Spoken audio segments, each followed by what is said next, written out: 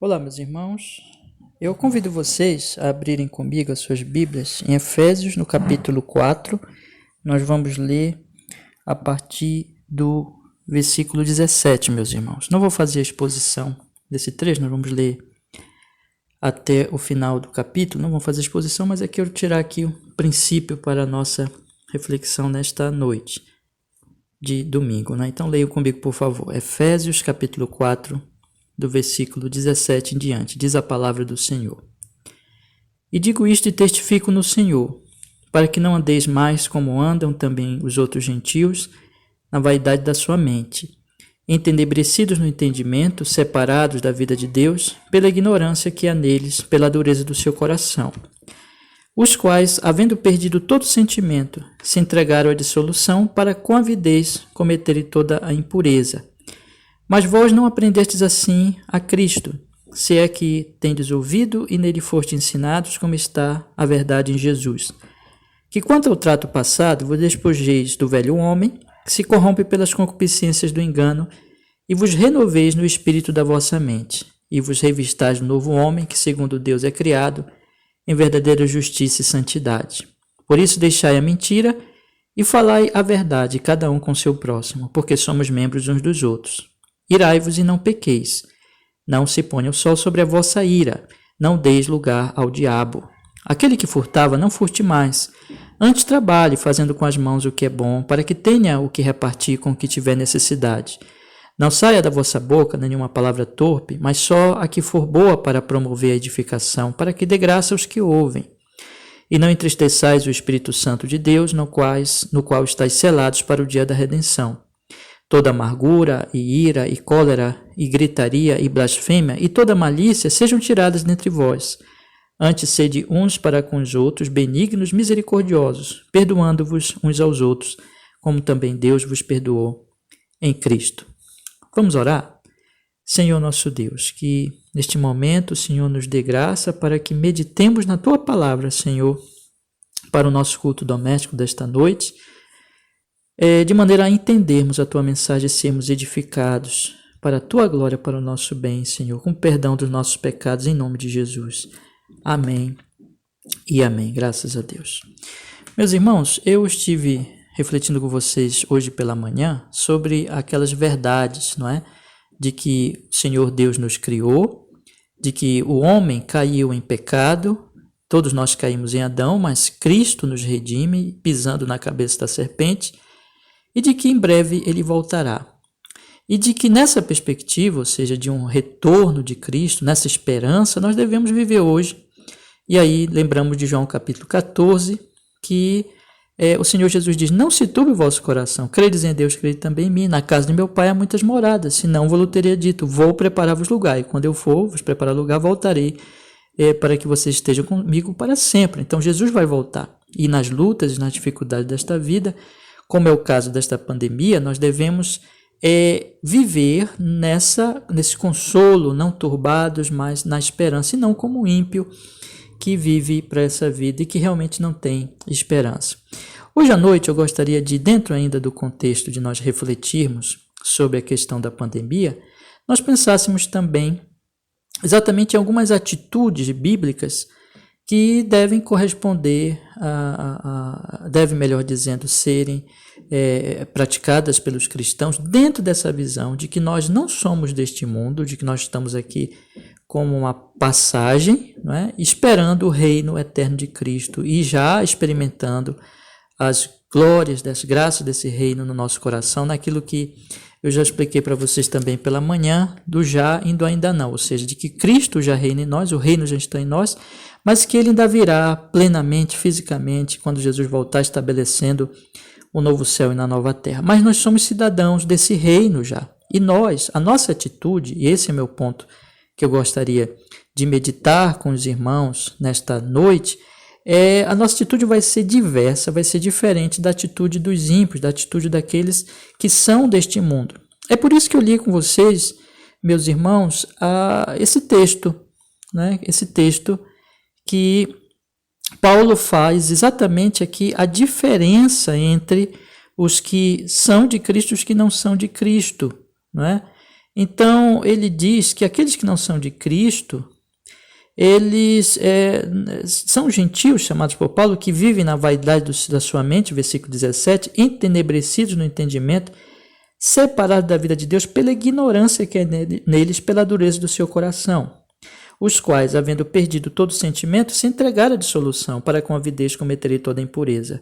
Então veja que esse é um andar normal daqueles que são ímpios, daqueles que não têm conhecimento, estão entenebrecidos no entendimento, são ignorantes.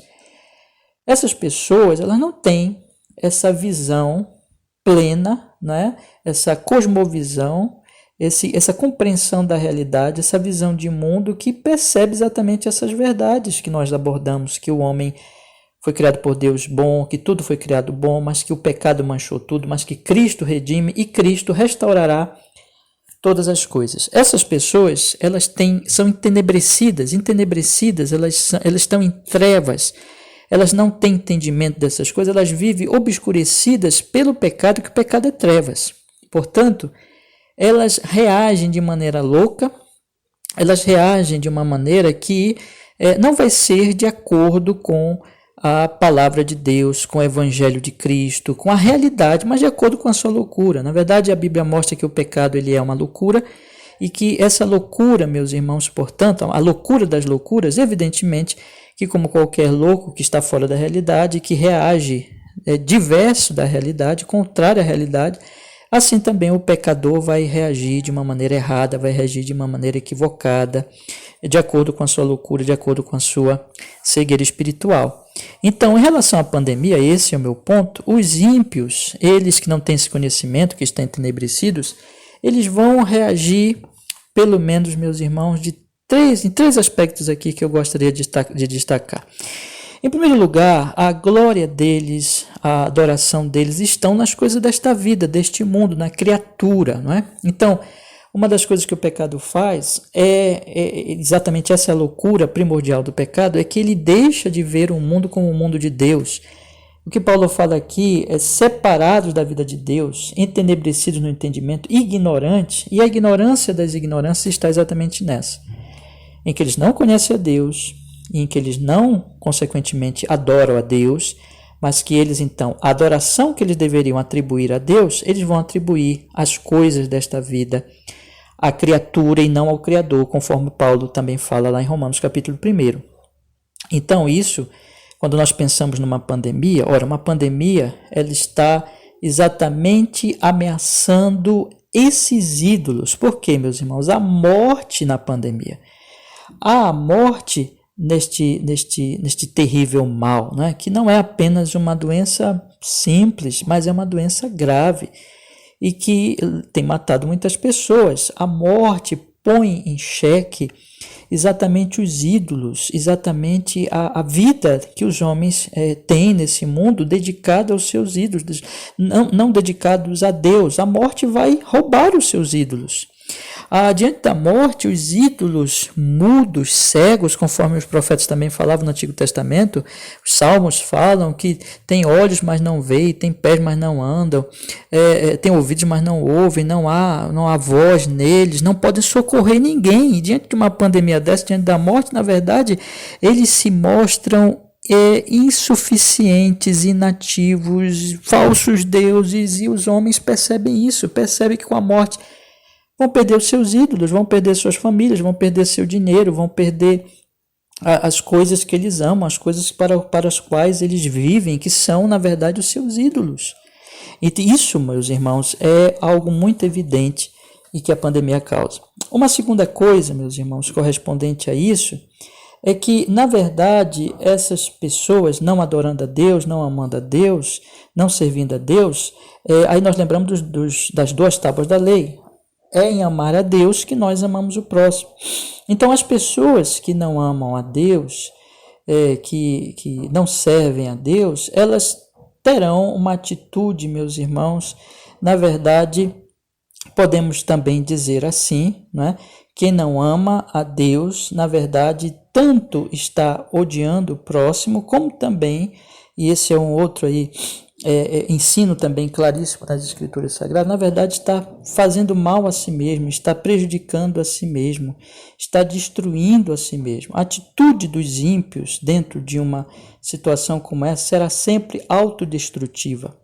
É em abandonar a Deus e em servir ídolos que os homens estão destruindo a si mesmo e estão agindo para a sua autodestruição, não é? E nós observamos isso em todas as Escrituras, quer dizer, foi em Adão desonrar a Deus, ouvir Satanás, que ele se destruiu, que ele acabou com a sua própria vida, que ele seguiu a imprudência, seguiu a loucura. Loucura é imprudência. Loucura é fazer mal a si mesmo. Se você pega, entre os aspectos, né, dessa loucura, está em fazer mal a si mesmo. Você pega, por exemplo, o livro de Provérbios, você vai ver ali que a Bíblia deixa bem claro que o tolo ele está destruindo a si mesmo. Ele ouve a sedução da mulher adúltera, ele vai acabar, o fim dele é o túmulo, ele está acabando com a sua própria vida. Então são atitudes de imprudência. Numa pandemia, portanto, nós vemos que os homens eles se desesperam, né, dos seus ídolos, veio os seus ídolos se perderem, não terem a segurança dos seus ídolos e ficarem extremamente aflitos com isso diante da morte, não é? Isso gera angústia deles e tudo, mas também eles tomarão atitudes, como é próprio das suas vidas ímpias e enlouquecidas, de autodestruição, não é? Então, eles vivem nesse mundo como se Deus não existisse e eles permanecerão assim mesmo diante da morte iminente numa pandemia. Eles não buscarão a Deus, eles continuarão resistentes a isso. E eles, na verdade, é como se eles tivessem um amor pelo próprio prejuízo, pela própria autodestruição, pela autodestruição. E eles vivem, eles perseveram nisso. A Bíblia mostra que os ímpios, mesmo que venham calamidades, mesmo que venham aflições, angústias, eles permanecem nos seus pecados, eles se autodestroem, eles lutam contra si mesmos, eles buscam, como que buscam o próprio mal. Nós temos isso bem evidente nas Escrituras, né? Então, aí existe o elemento espiritual, mas existe também o elemento, meus irmãos, no sentido físico mesmo, né? São essas pessoas, por exemplo, que numa pandemia, elas pouco se importam com os próprios cuidados, com a própria prevenção, com as regras, né, sanitárias. Temos também essa aplicação física, elas zombam dos avisos, né? A Bíblia mostra claramente que uma característica ímpia é zombar dos avisos, é zombar daquilo que é realmente ali proveitoso, um alerta, um aviso genuíno e verdadeiro, isso tanto no sentido espiritual como também no sentido físico, né? Então, o ímpio é aquele que agirá de maneira imprudente com relação à sua própria alma nessa pandemia, pouco se importando, na verdade, de se arrepender dos seus pecados, em buscar Cristo, mesmo diante da eternidade, do iminente juízo divino na morte, como também eles não se preocuparão muito não com a sua saúde, cuidar da sua própria vida, eles serão displicentes. Então isso é uma coisa ímpia. E uma terceira característica que está ligada ainda à questão das tábuas da lei, não é? Então quem não ama Deus está destruindo a si mesmo, e quem não ama Deus também está agindo para a destruição do próximo. Aí vem o egoísmo. Então quando a Bíblia fala honrar pai e mãe, não adulterar, não matar, não dar falso testemunho, todos esses mandamentos, essas ordens bíblicas que correspondem ali à segunda tábua da lei, tem a ver que, como Jesus resumiu, amar a Deus e amar ao próximo. Na medida que eu amo a Deus, eu me torno como Deus, cheio de amor, cheio de misericórdia, altruísta, que vivifica.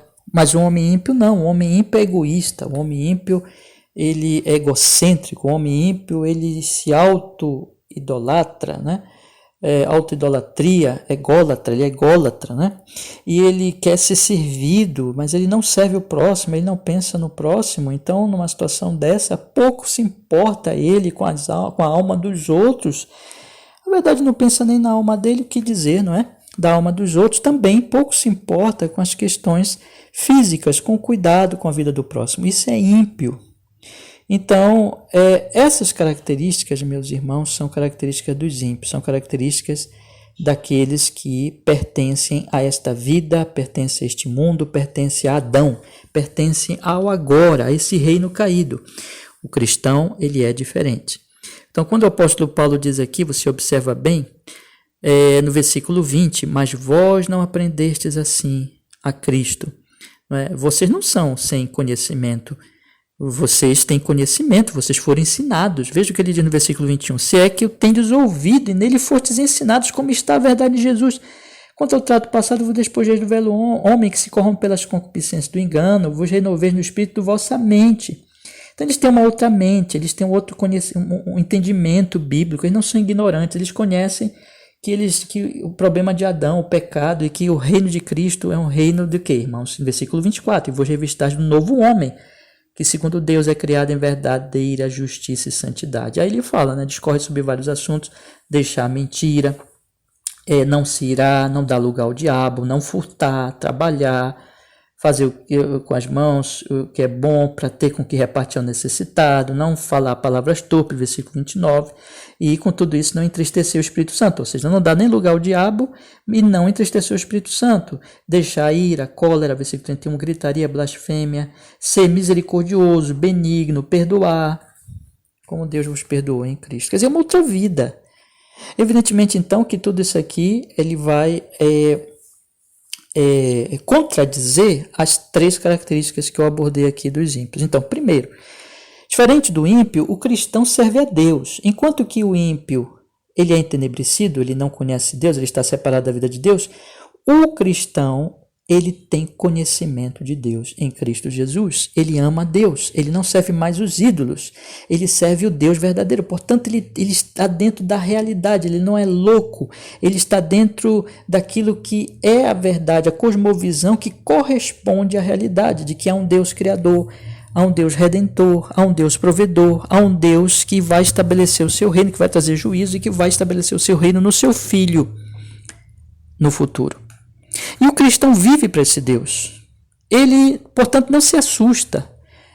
Ele, evidentemente, é prudente, e em seguida eu vou tratar disso, mas ele não tem medo da morte no sentido de que ele vai perder tudo, porque, como Paulo diz, para mim o viver é Cristo e morrer é lucro. Portanto, ele não se assusta diante da pandemia, porque, na verdade, a pandemia não pode tirar dele o que ele tem de mais importante, o que é Cristo. A pandemia pode matar o corpo dele, mas nunca tirará dele o seu tesouro, o seu Deus, Cristo Jesus. Não. Portanto, o cristão ele tem uma paz e uma tranquilidade que a pandemia não pode tirar, diferente do ímpio, que a pandemia pode tirar o dinheiro do ímpio, pode tirar a família do ímpio, pode tirar o que ele serve, porque ele serve este mundo. Não, o cristão ele adora e ele serve a Deus. E a pandemia não pode tirar isso dele. Segundo lugar, o cristão não vive para a sua autodestruição.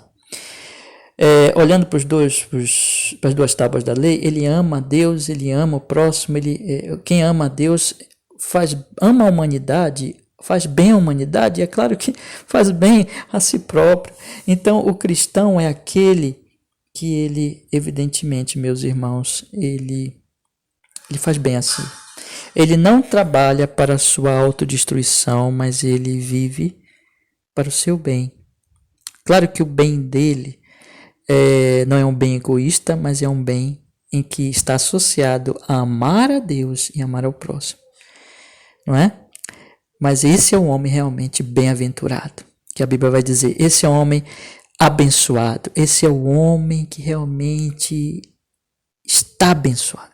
E não está destruído, não está se destruindo, mas está se beneficiando em tudo isso, no final das contas.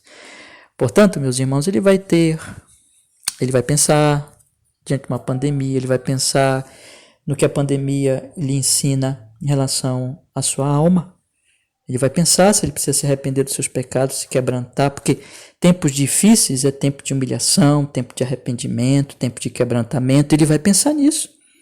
Ele vai pensar também no seu corpo, ele vai se cuidar, ele não vai se expor, ele não vai ter medo da morte, mas, no entanto, isso não significa que ele vai se expor à morte, ele vai cuidar de si, ele vai seguir as regras sanitárias, os cuidados, porque ele é prudente, há uma prudência neste homem.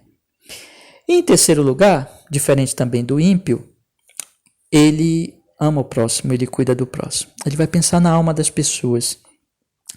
Ele vai sofrer com a notícia de que tantos milhares por dia, como nós estamos vendo no Brasil, e no geral aí na pandemia, pelo mundo e no tempo, já que essa pandemia já se arrasta, né, há um ano, ele vai pensar nessas milhares de mortes e vai realmente lamentar por tantas e tantas delas, possivelmente a maioria delas que está entrando na eternidade sem Jesus, sem a salvação, totalmente despreparadas para o reino de Deus. E ele vai lamentar por isso. E ele vai pensar nesses que estão aí em volta dele, proclamar a eles o evangelho, chamá-los ao arrependimento, alertá-los de que a pandemia está aí chamando, está tirando as pessoas muito jovens, muitas vezes jovens, e ainda em plena força ainda, e jogando-as na eternidade, que elas precisam se preparar, que elas precisam se arrepender, que elas precisam ser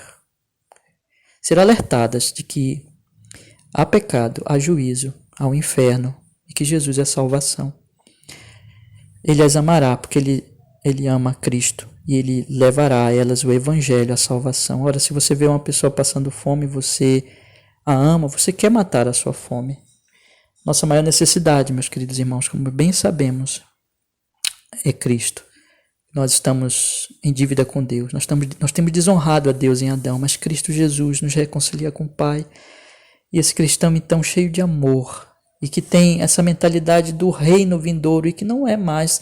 Veja, essas coisas que eu estou falando, eu estou fazendo uma comparação entre esse reino desse mundo, e que o cristão não é mais desse mundo, mas ele é do reino de Cristo, ele é do reino que virá, do que já está nele, mas também no sentido do que ainda virá. Ele é desse reino, por isso que ele pensa assim, ele não é desse mundo, ele não é dessa vida. E ele vai querer levar a palavra, ele vai orar pelas pessoas, ele vai querer que elas sejam salvas, ele vai clamar a Deus por elas e levar elas o evangelho. E ele vai também cuidar delas. Ele vai fazer tudo o que for possível para que ele não seja um transmissor dessa doença, ou que com palavras ou com práticas ele não venha transmitir a doença a elas, porque ele as amará, tanto no sentido espiritual como também no sentido físico. Ele não quererá ser o responsável por nenhuma morte na pandemia, e ele cuidará então de ser zeloso com a vida do próximo. Isso é cristianismo, meus irmãos. Vejam que essas três características que eu dei, que do reino deste mundo e do reino vindouro, que já está no cristão. O ímpio, que é deste mundo, ele vive para os ídolos, ele se desespera na pandemia. O cristão, ele vive para Deus, ele não se desespera na pandemia em relação a isso, porque a pandemia não pode tirar dele Cristo. O ímpio se autodestrói no seu pecado, na sua cegueira, tanto espiritualmente como fisicamente. O cristão, na sua iluminação, na sua compreensão, ele se beneficia, ele é bem-aventurado tanto espiritualmente como fisicamente, ele é prudente nesse sentido. O ímpio, ele não pensa no próximo, ele é egoísta, e ele não vai se importar nem com a alma e nem com o corpo do próximo genuinamente. Mas o cristão, ele é cheio de altruísmo, de amor, de misericórdia, e ele vai pensar na alma do próximo e no corpo do próximo. Meus irmãos, que nessa pandemia nós possamos agir como cristãos que confessamos ser, nos apegando ao Senhor, amando ao Senhor, observando que a pandemia, ela mostra que podemos perder tudo, mas não o que é de valor eterno, que é Cristo. Então que nós nos apeguemos mais ainda a Cristo nessa pandemia.